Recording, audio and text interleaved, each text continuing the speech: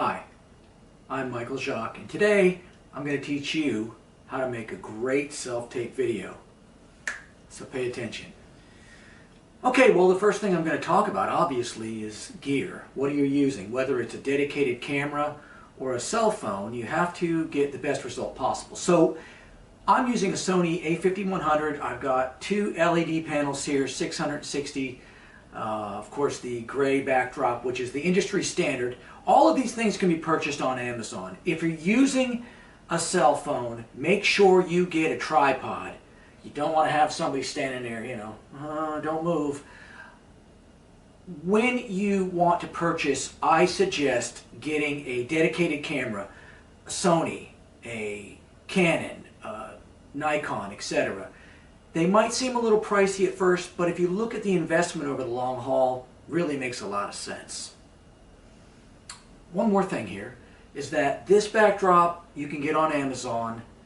It's a 7x9 with the stands for about $50. These lights here and here can run about $250 to $300, but you can find lights for like $35, $40. You could even go to Home Depot and buy some circular tin reflectors for about $8, stick a couple of white lights in there, and you're in business. It's not that difficult. Okay, super important. What do you wear? Well, you don't wear black, you don't wear white, you don't wear patterns, God forbid. Right here. This is called a lookbook. It's a powder blue neutral shirt. It is pretty much the industry standard for bookings. Unless it's specified by your agent, this is what you want to wear. Don't ask questions, just do it. Well, the next thing I want to talk about is eyeline. Where do you look? For example, here's a simple rule. When you are doing a monologue, you talk directly to the lens. When you are doing a scene, you talk either directly to camera left or to camera right, just like this. Again, monologues are here, scene study here or here.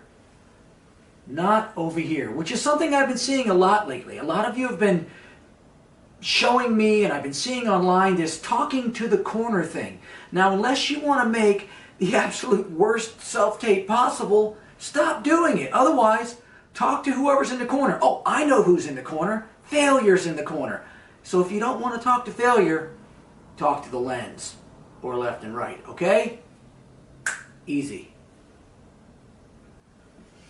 Okay, a couple of quick do's and don'ts, okay? First off, again, like I said, stop with this talking to the corner thing, because film acting is all in the eyes, and if you don't have your eye line here or here, you lose everything. So again, just please stop. Stop! Another thing is, and I've seen this a lot lately too, with cell phones they have a fixed lens, 17, 20 millimeter lens, and it has a tendency to stretch the subject out. And it's made for shooting wide selfies and all that other garbage. But when you're doing professional self-taping, dedicated camera, or at least know your focal length with your lens. If you start to get too close, it stretches. Now, if you want to look like Pinocchio with your face stretching, be my guest. Oh, one other thing. 2 to 3 feet off the backdrop, good general rule. Otherwise, it begins to look like a police lineup. And unless you're auditioning for another type of a gig, you don't want to have anything to do with this. So remember, stay about 2 to 3 feet away from the backdrop so you don't have shadows and you're not going to be doing shadow puppets with your performance, okay? Another important thing is when you're doing your monologue or self-tape is breathe. It helps a lot. It really does. Yes, one very important thing, cropping. I have seen self-tapes and videos that, well, I'll give you an example. This is good cropping. Chest height to just a little bit, a couple of inches above your head. Why? Because they want to see you, okay? Not this. I've seen this, or something similar. I've seen this. And I've seen this too, believe it or not, I have.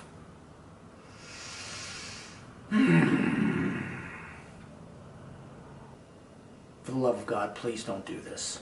Okay? Get in tighter. Now, once you've made your perfect self-tape and you're on your way to fame and fortune, oh wait, that hasn't happened yet. You got to edit it down. I use Sony Vegas, which is a great mid-level pro application. Pretty simple to use. And if you're ever confused with something, up in the corner they got a little thing that says help on almost all programs.